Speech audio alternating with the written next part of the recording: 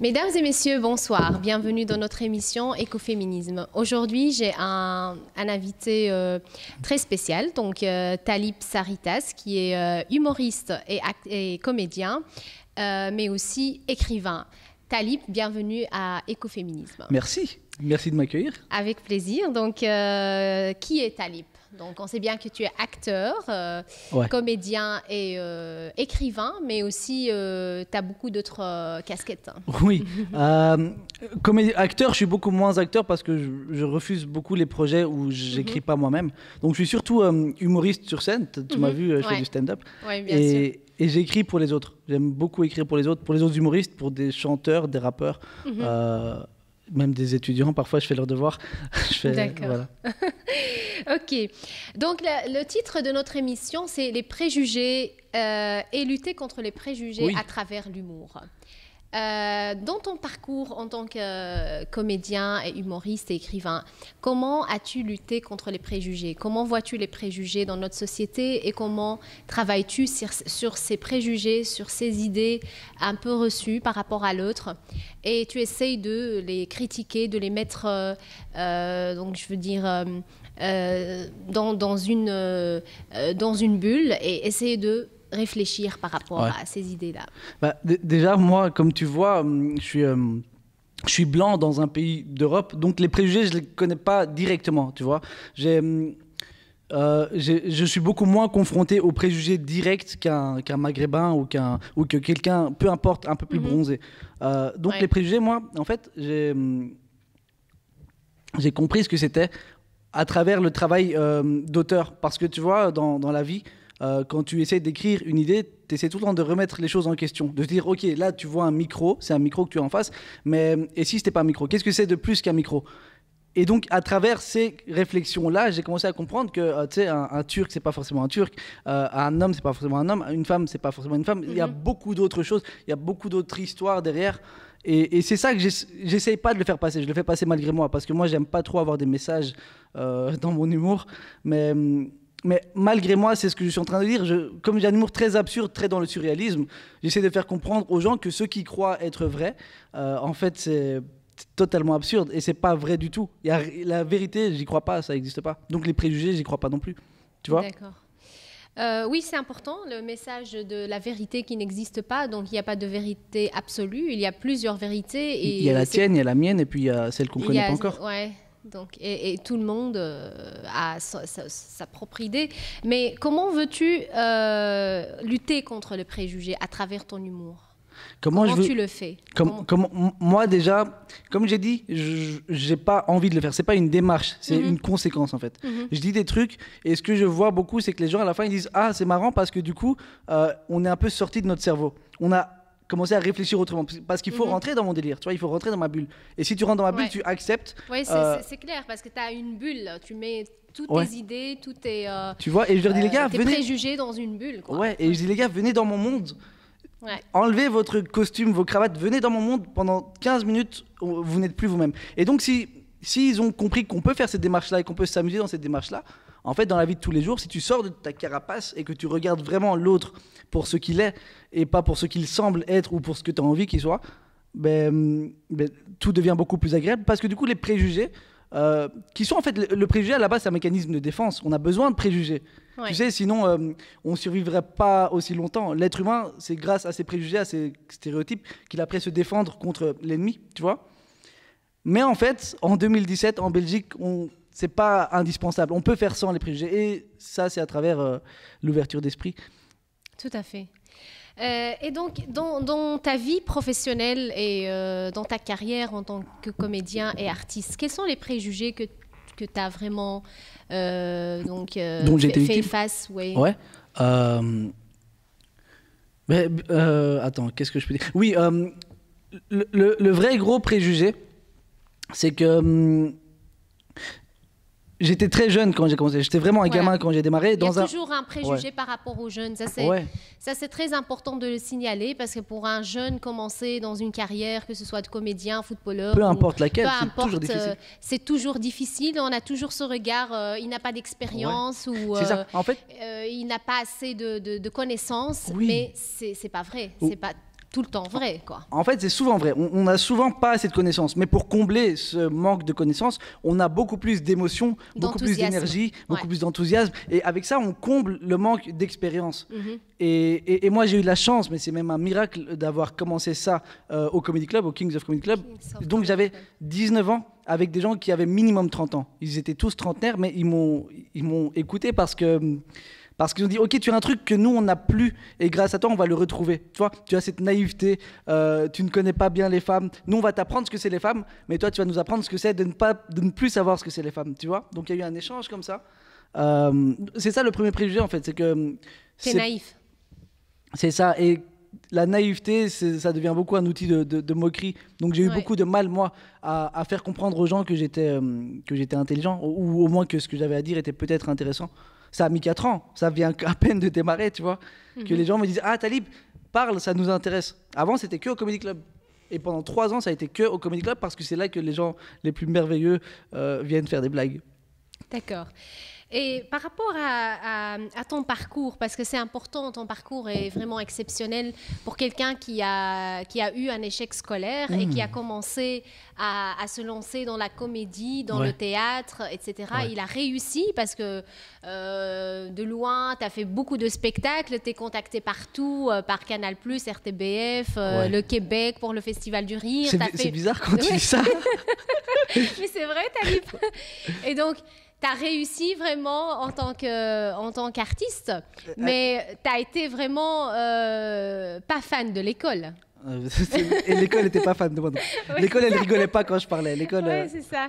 Donc c'était pas de l'amour, c'était pas une histoire d'amour entre toi à l'école. Non, c'était pas une histoire du tout. Il y avait pas. On se connaissait pas. Moi, j'allais pas beaucoup là-bas. Oui, c'est ça. Ouais. Mais c'est très marrant parce que je viens de me rendre compte qu'il y a des blagues que je fais aujourd'hui sur scène que j'avais écrites quand j'étais en classe. Et pour la même blague, maintenant je suis payé. À l'époque, je me faisais renvoyer du cours, tu vois. C'est que finalement, moi j'ai eu beaucoup de mal avec l'école parce que j'ai beaucoup de mal avec quelqu'un qui... Qu'est-ce que tu reproches à l'école? C'est important d'avoir un message d'un jeune qui a eu un échec scolaire, mais qui a réussi. Attention, dans son parcours en tant qu'artiste, parce que l'échec scolaire, ça veut rien dire. On peut réussir. On a tellement d'exemples d'échecs qui ont réussi dans la vie. Zuckerberg, Steve Jobs, etc. C'est des gens qui n'ont pas fait beaucoup d'école. Enfin, ils ont fait l'école, mais ils ont arrêté à un certain moment, mais ils ont réussi dans leur business. Donc, mais tu vois, on en parlait, finalement, l'échec scolaire, c'est notre plus grande réussite. Parce que du coup, on n'a pas de bagage sur lequel se fier, on n'a pas de diplôme sur lequel s'appuyer en disant « hey, je suis diplômé, donc je sais ». Moi, je suis sûr que pour prouver que je connais des choses, je dois les transmettre. C'est mon seul moyen. Parce que sinon, les gens, je n'ai pas de diplôme à montrer. Quand tu montres un diplôme d'économie, par exemple, tu es en train de dire « j'ai fait 3 ans d'économie, donc je connais à peu près la globalité du truc ». Moi, je ne peux pas. Moi, je dois transmettre. Mais ce que je reproche à l'école, c'est qu'on est dans une démocratie. Et l'école ne l'est pas, tu vois. Dans l'école, le message se transmet à sens unique. Personne n'écoute le jeune. Alors que le jeune, il a plein de choses à dire. Tu sais, chaque jeune a son parcours, son truc. Et... Donc, il n'y a pas assez d'écoute, à ton avis, de la part de l'école vis-à-vis des jeunes? Moi, à un moment, je pensais même que c'était les jeunes qui devaient donner cours aux profs. Et que comme ça, le jeune apprendrait déjà plus de choses. Oui, pourquoi pas. Enfin, c'est comme le système universitaire où tu as un assistant, le prof il est assis, l'assistant essaie d'expliquer la leçon. Mais même ça, j'ai essayé. Je suis allé à l'université. Je suis même allé à la Sorbonne à Paris, mais ça marchait pas. Parce que finalement, même à l'université, il y a ce problème-là du grand monsieur barbu qui parle et de l'élève stupide qui doit écouter. Donc il y a l'hiérarchie qui est vraiment très... C'est ça, et c'est très dictatorial finalement. Très dictatorial. Tu vois, c'est que... Et personne n'écoutait nos sensibilités, personne n'écoutait nos... Moi, je pense déjà que dans une classe, il ne devrait pas y avoir que le prof qui soit dans le corps pédagogique. Je pense qu'on devrait être suivi un peu par des psychologues, des sociologues, des choses, des sportifs peut-être, des artistes. C'est très peu, ça arrive beaucoup trop peu, j'ai l'impression. Mais ça arrive. Oui, toi, tu es enseignante, par exemple, et tu as l'ouverture d'esprit et tu as des démarches très pertinentes, mais tu es très rare, tu vois. Des gens comme toi, vous êtes 1 sur 400 000 ou 412 000. Il faut avoir des démarches qui est beaucoup plus proche des jeunes. Et même si toi, tu as trop de démarches, ta hiérarchie va te le reprocher. Ils vont te dire, mais non, tu n'as pas le droit de faire ça. Parce qu'il y a un programme, tu vois. C'est quoi le programme? C'est nul. Donc c'est ça que je reproche à l'école. D'accord. Donc, à travers tes pièces de théâtre, et tes écrits, tes livres, etc. Quelle est la place de la femme dans la société? Parce que, comme tu sais, c'est un sujet sensible ici dans cette émission, parce que c'est écoféminisme, c'est par rapport à la femme et la planète. Donc, on verra dans quelques instants le sujet de la lutte contre le réchauffement climatique qui t'intéresse aussi en tant que comédien, mais aussi en tant que féministe, quelqu'un qui a grandi avec les femmes et qui aime bien la femme. Qui aime bien la femme, c'est très bizarre. Qui aime bien la femme. C'est ça. Donc, comment tu défends la place de la femme dans la société? Encore une fois, je ne choisis pas de défendre la femme. Si je le fais, c'est une conséquence à chaque fois de Donc, mes c'est folies. toujours une démarche indirecte, quoi. Ouais. Déjà, comme je t'ai dit, moi, j'écris deux choses radicalement différentes. J'écris du drame. Toi, tu vois un peu mes poèmes, beaucoup sur Internet, tout ça, où là, je parle que de femmes. Tu vois, je parle que d'amour platonique un peu raté, tout ça. Et en humour, je parle du fait que je comprends pas. Je parle beaucoup de ma peur de l'engagement. Tu vois, je parle beaucoup du fait que moi... Ça, c'est un autre sujet par rapport à la jeunesse qui a peur aussi de l'engagement. Et on pourra en parler, mais je parle surtout du fait que j'idolâtre la femme. En fait, j'admire tellement la femme que je me sens pas apte à traverser un morceau de vie avec, tu vois. Je me dis que je suis encore trop impur pour y arriver. Et dans mon humour, en fait, ce dont je parle beaucoup, c'est que justement, j'idolâtre tellement la femme que déjà, je me dis, la femme en Belgique, elle a le droit de voter que depuis très peu de temps, mais finalement, ça n'a rien changé au système politique. Finalement, on a à chaque fois les mêmes gouvernants, les mêmes choses, alors que moi, j'avais tant d'espoir que la femme ait une place. Et toi, quand je vois des mouvements féministes, là, je viens à peine d'apprendre les Guerilla Girls. T'as vu ça? Mais c'est tellement beau. Tu sais, la femme en gorille, là, c'est tellement noble. Et il y a très peu d'hommes qui ont des idées comme ça. La femme... elle est créative par essence. La femme, c'est le seul être, l'espèce féminin. L'espèce féminin, c'est le seul être qui est capable de créer quelque chose, de donner vie à partir d'une simple semence. Et sans les hommes, vous vivrez encore très bien pendant des siècles et des siècles. Vous n'avez pas besoin. Non. Mais vraiment. Pardon? Mais vraiment, vous n'avez pas besoin de... J'ai l'impression que vous êtes l'être parfait, mais comme Dieu avait peur que le monde soit trop parfait, il a dit, je vais mettre l'homme là qui va lui pourrir la vie très longtemps. J'ai l'impression. Ok. Et donc, en revenant à la thématique des réfugiés climatiques, parce qu'on avait parlé de ça, comment as-tu évoqué le réchauffement climatique dans tes sketchs? Tu me donnes un petit, le truc, c'est récapitulatif par rapport à la thématique, si tu veux bien. Tu te souviens, j'avais fait ça pour la première fois au truc Rire ensemble contre le racisme. Oui. Tu vois? On salue d'ailleurs Caleb Djemani qui a organisé l'édition 5 aussi. Il les a tous organisés. Oui, il a organisé 5 ou 6 éditions ici en Belgique. Et dernièrement, c'était à Uccle aussi. Donc, c'était une première avec Samia Oresman. Voilà. Tu vois, et encore une fois, dans ce genre de spectacles nobles, qui sont grands, qui me dépassent, moi, je me sens très petit. Parce que je me dis, mais déjà, qui suis-je pour parler de racisme, pour parler d'engagement, tu vois, de faire des blagues engagées. Et puis, moi, en tant que blanc, même si je suis turc, mais ça se voit pas que je suis turc, tu vois. Je suis juste un blanc. Si je dis que je m'appelle François, je m'appelle François. Donc, je savais pas vraiment ce que c'était, le racisme. Donc, il fallait que je trouve, encore une fois, un moyen absurde de l'aborder. Et je me suis souvenu que, concrètement, on vient tous d'Afrique. Nos ancêtres, ils viennent tous d'Afrique. Et si nous, on est devenus blancs, c'est juste parce que nos ancêtres, ils ont migré vers... Oui.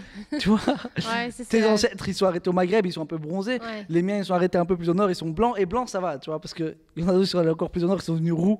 Ça, c'est un peu moins bien. Donc, c'est ça. Donc, finalement, tous nos ancêtres, c'est des réfugiés climatiques, tu vois. Et ce qui se passe, c'est que vu qu'on a toujours fui le soleil, avec le réchauffement climatique, on ne va pas pouvoir fuir encore très longtemps. Bientôt, le pôle Nord, ce sera... Tu peux pas aller plus au nord que le pôle Nord. Que le pôle Nord, pardon. Après, c'est fini, tu vois. C'est de ça que je parle. D'accord. Oui, c'est un moyen très humoristique, mais en même temps très ironique, parce que oui, on ne peut pas aller plus loin que le pôle Nord. Après, c'est fini. C'est-à-dire qu'il n'y a pas de limite, on n'a pas une deuxième planète. Après, c'est fini. Et c'est une thématique très, très, très importante, et c'est vraiment un sujet assez critique et assez dangereux, parce que si on ne trouve pas des solutions pour le moment...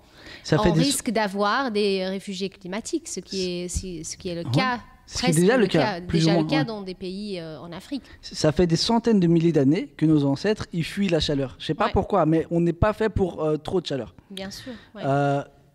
Mais on ne pourra pas fuir beaucoup plus parce qu'une fois que le Nord a fondu, et les autres planètes, j'en doute un peu. Tu sais, Mars, je doute qu'on puisse le coloniser demain. Donc finalement, c'est un sujet très important. Et surtout là, je suis en train de lire des livres sur la permaculture qui parlent beaucoup de réchauffement climatique, qui disent que le réchauffement climatique, c'est grave que pour les êtres humains et peut-être les animaux. Mais les arbres et les plantes, elles vont très bien s'en sortir parce que les arbres et les plantes, ça fait des millions d'années qu'elles vivent très bien avec ou sans l'homme. Avec les dinosaures, les arbres étaient déjà là. Avant les dinosaures, les arbres étaient déjà là. C'est grave que pour nous. Donc il faut vraiment qu'on se rende compte qu'on est en train de se suicider, tu vois. Oui. Ok, merci pour le message de sensibilisation par rapport à la planète. On a parlé aussi du rôle de l'écrivain, qui est un rôle primordial dans la sensibilisation, dans la démocratie, parce qu'on a parlé aussi de la démocratie, le rôle de l'écrivain, de l'humoriste. Ouais. Il y a tellement d'humoristes et d'écrivains et des artistes qui subissent aussi des intimidations par rapport à leurs écritures.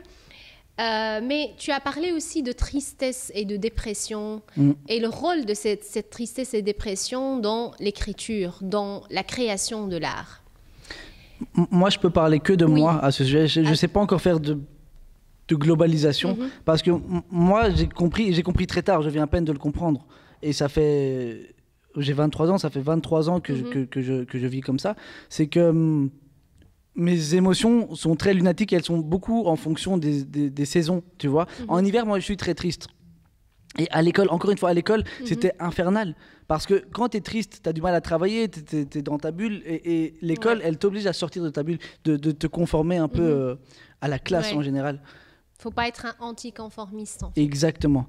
Et en fait, maintenant que j'ai le luxe de pouvoir profiter pleinement de mes journées et de ne pas être obligé de travailler tout le temps, j'ai réalisé que cette tristesse-là, mais elle me nourrit comme l'hiver nourrit le printemps. Tu vois, le printemps sans l'hiver ne fonctionnerait pas, il n'y aurait plus rien qui fleurirait. La terre, elle a besoin de se reposer. Et moi, mes idées, mes émotions, elles ont besoin de se reposer, de fermenter un peu. Tu vois, comme de l'alcool, ça a besoin de... Ah ben c'est ça, comme l'alcool, ça n'a rien à voir. Mais c'est ça, tu vois. Et la tristesse, j'ai l'impression qu'elle donne un recul. Quand tu es heureux, tu es trop optimiste, alors tu n'as plus le temps de réfléchir. Tu sais, quand tu es tout le temps heureux, tu passes ta journée à être heureux et du coup, tu n'écris plus rien. La tristesse, c'est le moment où tu es tellement renfermé sur toi-même dans ta bulle que tu te dis, ok, maintenant, je vais décrasser mon âme un peu. Je vais jeter toute la saleté qui est en moi. Et en fait, au printemps, quand tu relis, tu te rends compte que c'est pas sale du tout, que c'est même très drôle en ce qui me concerne. Et là, j'en fais des blagues. Mais écrire des blagues en hiver, je suis pas très capable. D'accord. Tu reproches à l'école qu'il n'y a pas beaucoup de sensibilité par rapport à l'émotion ? Oui, c'est ça. C'est que maintenant, les gens, et toi en particulier, quand vous me voyez, et vous me dites « Ah, tu es peut-être Asperger ou tu es peut-être HP, c'est fantastique. Ah, tu es triste aujourd'hui, c'est très intéressant. Qu'est-ce que tu as à nous dire par rapport à... » Les gens, tu sais, je suis payé pour avoir des émotions, c'est ça mon métier finalement, c'est d'écrire ce que je traverse et après je mets un nom de personnage dessus et puis ça fait un scénario, tu vois ce que je veux dire ? Ouais. C'est que l'école ne fait pas cette démarche-là. L'école attend que ton problème soit tellement envenimé, qu'il soit tellement arrivé à un état radical et extrémiste pour te renvoyer vers un PMS ou pour te renvoyer vers des organismes. Alors que c'est dès le début, dès que la tristesse est une petite graine, il faut en faire quelque chose. Parce la dépression. Exactement. Parce que le talent, j'ai l'impression que c'est que de la tristesse qu'on a transformé. L'humour, c'est que des larmes qu'on a transformées en rire. C'est que ça, en fait. Et les profs ne le comprennent pas, mais c'est pas leur métier de le comprendre. Eux, ils ont été formés à transmettre, pas à recevoir une transmission. Mais il faut justement un corps psychologique, comme on avait dit, un corps peut-être sociologique, des sociologues. Ouais. Les sociologues, moi, je rencontre à peine des sociologues là maintenant, et c'est des gens fantastiques qui remettent tout en question à chaque fois. On parlait de préjugés, les sociologues, leur travail, il se résume à ne pas avoir de préjugés, à casser leurs préjugés à chaque fois, sur peu importe le sujet qu'ils abordent. Et j'ai l'impression qu'on a besoin de ça à l'école, parce que la tristesse, c'est parce que Léonard de Vinci était triste et seul qu'il a commencé à observer les plantes. Et après, il a observé les oiseaux. Et c'est grâce au fait qu'il a observé les oiseaux que le premier homme a décidé de voler. Tu vois, Mais c'est grâce à des gens. Newton, il était au pied d'un arbre, c'est pas parce qu'il était heureux. S'il avait une petite amie, il serait allé manger un truc avec sa petite amie, tu vois. Il était au pied d'un arbre et cette pomme est tombée sur sa tête. Il était triste.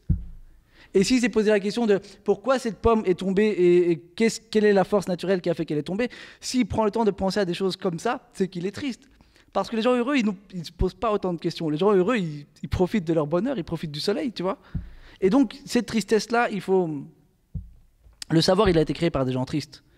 Tout le temps. Enfin, la plupart du temps. Et on oublie que ces élèves-là qui sont tristes, au lieu de corriger leur tristesse, de l'atténuer avec... Tu sais, on conseille même de la rilatine et des antidépresseurs et des anxiolytiques aux étudiants pour stabiliser leurs émotions. Alors que c'est grâce à ces émotions-là qu'ils vont être dans la création et faire avancer l'humanité à travers des nouvelles idées, des nouvelles créations, des nouvelles œuvres peut-être. Mais on essaye d'annihiler, d'éteindre un peu leur potentiel. En leur disant, mais toi, tais-toi, parce que Einstein, il a déjà dit plein de trucs. Étudie Einstein, mais n'étudie pas dans quel état Einstein était quand il a inventé la chose. Parce qu'Einstein, quand il a inventé E égale MC2, c'est pour comprendre... je peux pas faire semblant d'être intelligent, je sais pas ce que ça veut dire. Mais c'est ça, tu vois. D'accord, donc la tristesse, c'est un moteur, en fait. C'est un moteur. C'est un moteur. On a parlé aussi du passage pour un artiste, il passe facilement d'un état d'euphorie, disons, à un état de dépression, ce qui est le cas, on a discuté une fois de The Old Man and the Sea, donc de Ernest Hemingway, qui était tellement positif, à un certain moment, il est passé à l'acte et il s'est suicidé, quoi. Ouais. Donc, que penses-tu de ces personnages, ces écrivains qui passent de l'extrême à une autre extrême, de la joie à la tristesse, du plaisir à la peine, etc. Il y a Arthur Rimbaud aussi qui était beaucoup comme ça. Ouais. Arthur Rimbaud, quand il était gamin, il refusait la société, un peu comme Hemingway, un peu... moi, humblement aussi, j'étais dans un refus total du truc. Et puis un jour, l'artiste, c'est comme ça qu'il devient artiste. L'artiste, il dit, ok, si j'aime pas ce qui m'entoure, je vais inventer ce qui m'entoure. Je vais faire une projection de moi-même. Comme ça, je vais créer mon environnement. Et ça fonctionne un petit temps. Pour certains qui ont beaucoup de chance, ça fonctionne toute leur vie. Salvatore Dali, ça a fonctionné toute sa vie. Il a tout le temps été dans la création de son truc. Il a inventé autour. Mais il y a un moment où des gens comme Hemingway ou comme Oscar Wilde aussi a beaucoup été comme ça. Et Rimbaud, il réalise, il se dit en fait, j'ai beau essayer, finalement le monde n'est que ça. Et là, c'est une descente aux enfers. Moi, je ne suis pas encore là, grâce à Dieu, je ne suis pas encore dans ça. Mais ces descentes aux enfers, chez Rimbaud, elle s'est traduite par il a arrêté la poésie, il est allé devenir trafiquant d'armes en Afrique et trafiquant d'esclaves, qui n'a rien à voir avec la grandeur de en général, et chez Hemingway par un suicide. C'est très radical, mais finalement c'est toujours ce refus de l'environnement. Ils essayent d'abord d'aller au-delà de ce qu'ils voient, mais ça dure qu'un temps, j'ai l'impression. Et je pense que l'artiste par essence, il essaye de recréer son monde tout en sachant pertinemment que c'est une peine perdue, tu vois, que nos métiers là, ils ont très peu de signification finalement. Ils servent juste à peut-être divertir un peu et enrichir un peu les engagements des gens comme toi, mais pas beaucoup plus. J'ai l'impression qu'un artiste, il peut pas changer le monde. L'artiste, il peut convaincre des gens d'essayer de changer le monde, mais l'artiste, il peut pas. Il passe pas à l'acte. L'artiste ne passe pas à l'acte. L'artiste, il fantasme. L'artiste, tu vois. Mais l'écrivain, oui, avec ses idées. Mais il convainc des gens. Ouais. Par exemple. Oui, c'est vrai que les révolutions ont commencé par des philosophes. Exactement. On avait besoin du siècle des Lumières, des Voltaire, des Montesquieu, voilà. Pour avoir une révolution française, on a besoin d'abord des gens qui pensent, et puis d'autres passent à l'acte. Et parfois, les gens qui pensent passent aussi à l'acte. Mais c'est deux choses totalement différentes, j'ai l'impression. Et justement, pour revenir au siècle des Lumières, il y avait des artistes qui ont... Pour revenir à la Révolution française, il y a des artistes qui ont participé à cette révolution. Et la première chose qui s'est passée après la Révolution, c'est qu'ils se sont dit, et maintenant quoi ? Parce qu'ils reviennent tout le temps à cet état de tristesse, mais finalement, rien n'a vraiment changé. On a remplacé le dictateur par un nouveau qui s'appelle Robespierre, mais rien n'a changé finalement, tu vois ? Et l'artiste, ceux que je connais en tout cas, ils sont beaucoup dans ça, dans trop de questions. Mais la société, elle a besoin de ça. Elle a besoin des artistes, et elle le refuse en même temps. et elle les refuse en même temps, tu vois. Les intellectuels... On a parlé de la démocratie, de tout ce qui se passe dans le monde après la révolution arabe et tout ça. Et qu'est-ce que tu penses que la société elle a besoin des intellectuels, mais en même temps, elle les refuse? Oui, la société, mais c'est parce qu'elle en a besoin qu'elle les refuse. Parce que l'intellectuel, il est en train de dire aux gens, les gars, vous avez un confort, mais votre fauteuil, il est sur du feu. Et ça, là, vous avez un peu chaud, mais bientôt, ça va brûler. Faites attention. Et les gens disent, mais non, t'inquiète, ça va, on est bien assis, c'est pas...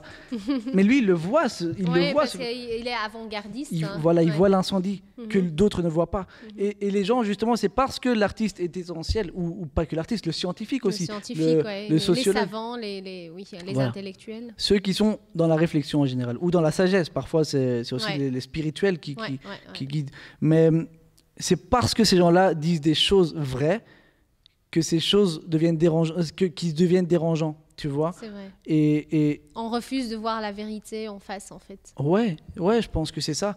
Et moi, je suis le premier à refuser. Moi, j'ai pas ouvert la télé depuis très longtemps. J'ai pas suivi les nouvelles depuis très longtemps. Quand j'entends des faits divers, ça me touche tellement que je les refuse, tu vois. Oui. D'ailleurs, comment vis-tu tout ce qui se passe dans le monde en tant qu'artiste avec cette sensibilité?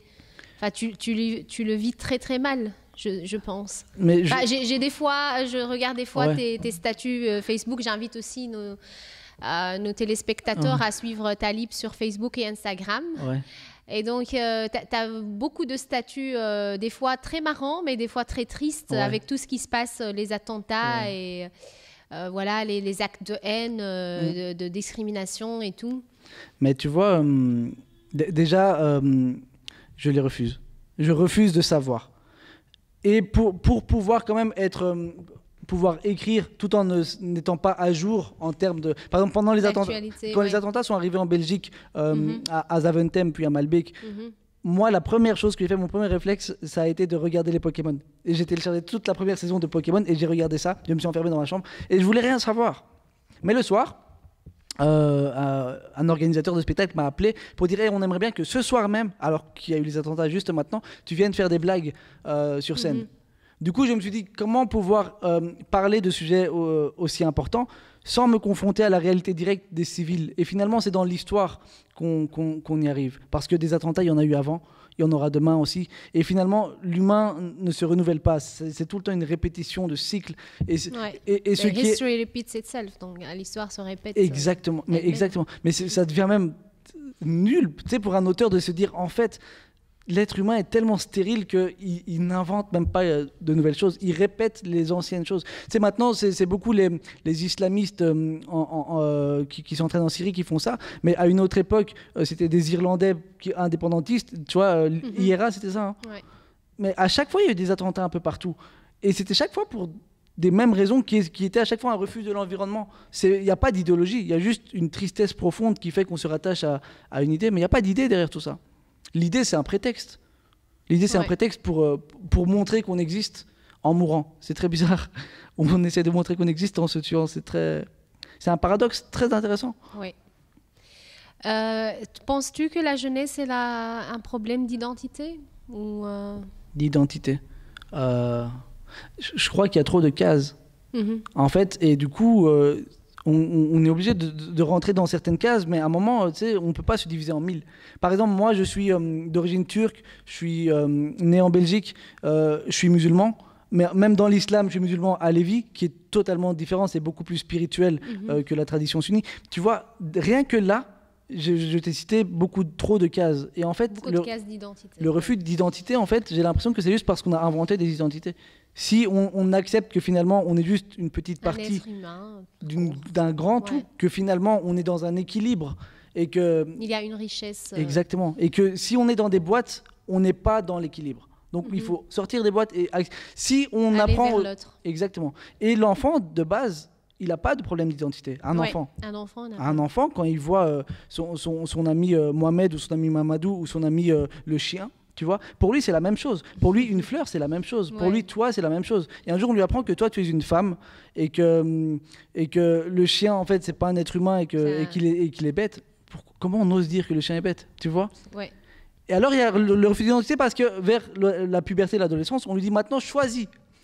Choisis qui tu es. T'es turc ou t'es belge? T'es musulman ou t'es démocrate? Tu es kémaliste ou tu es voltairien? Mais je veux pas choisir. J'aime tous ces gens-là. J'aime tout ça. C'est parce que j'aime tout ça que je suis moi, tu vois. Ouais. Et ça, je pense que c'est beaucoup le rôle de l'école parce que Tout à fait. la famille ne va pas vraiment t'apprendre ça. La famille t'apprend justement le contraire. La société. Oui, exactement. Le rôle de la société en général et l'école en particulier, bien sûr. Ouais. Ok, on arrive tout doucement vers la fin, mais j'aimerais bien que tu fasses la pub de ton spectacle parce que tu passes à Kings of Comedy Club à Brussels, donc c'est à l'ULB, c'est ça? Non, c'est à la chaussée de Boendal, sur le cimetière d'Ixelles. C'est très visible, c'est très facile à trouver. Donc oui, tu peux inviter nos téléspectateurs pour exactement, te voir. Mais pas spécialement pour me voir moi. Oui, en fait, bien sûr, avec les jeunes talents. Tu vois, comme moi, je dois faire ma promo. À la fin des spectacles, on doit tout le temps faire sa promo. On ne doit pas, on le veut, c'est un peu notre objet. Moi, ce que je dis aux gens, c'est je ne vous dirai pas où je joue. Allez voir des choses, soyez curieux. Et peut-être qu'un jour, par chance, on va se revoir. Mais ce sera un miracle, et ce sera un beau miracle, ce sera un beau hasard, tu vois, de se revoir. Mais je peux dire vaguement que... il vaut mieux me suivre sur Internet, sur Facebook, parce que là, j'avais pas mon spectacle à moi en entier. Maintenant, j'ai fini de l'écrire et je vais commencer à le travailler. Et à la rentrée, j'aurai mon spectacle que je jouerai un peu partout, ici à Bruxelles, un peu en France, j'espère en Turquie, avant que le pays... J'espère aussi. Que la situation va s'améliorer. Oui, mais moi, je suis sûr qu'elle va s'améliorer. Je pense que la Turquie, de toute façon, elle a, comme la Tunisie, comme l'Égypte, comme tous ces pays qui ont des tensions entre l'islam et la laïcité. Et la laïcité, et les lumières en fait. Je pense que comme tous ces pays-là, notre terre à nous et notre climat à nous, elle porte en elle tous les germes de la culture, de tout ce qui va aller bien, de tout.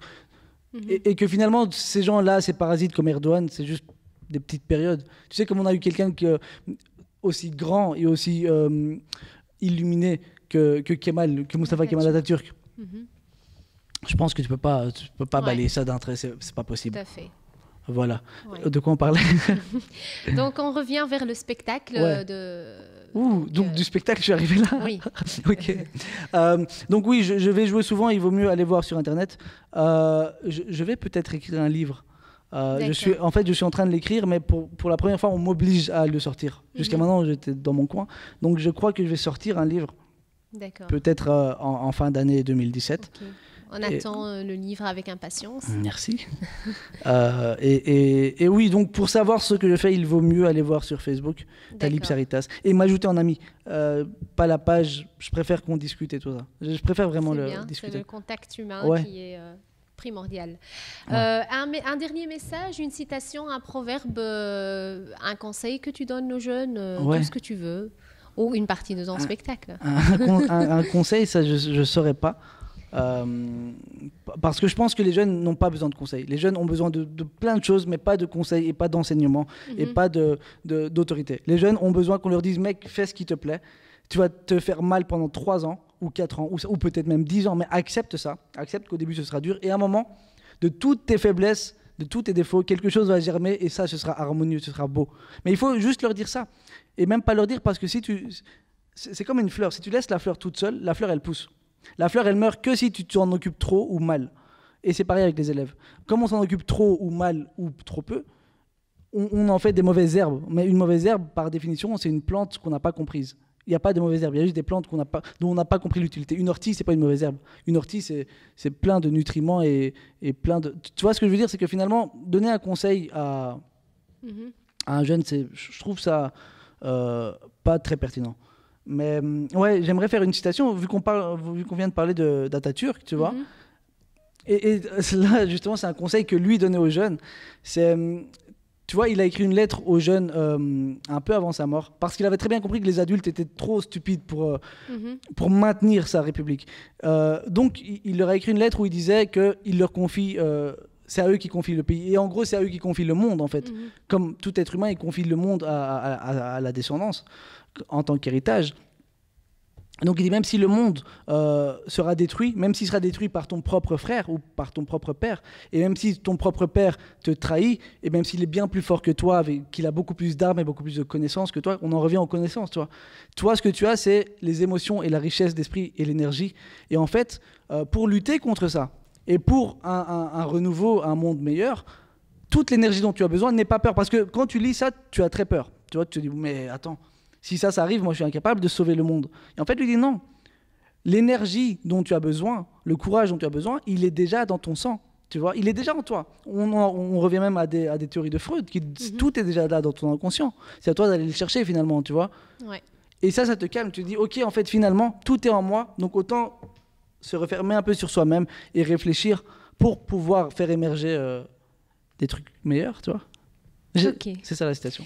Merci beaucoup Talib, c'était un plaisir de discuter avec toi. Merci pour ces idées. Merci à toi, c'était chouette. Très importantes par rapport à la lutte contre le réchauffement climatique, la femme, la jeunesse et aussi la vie et la tristesse. Et la tristesse.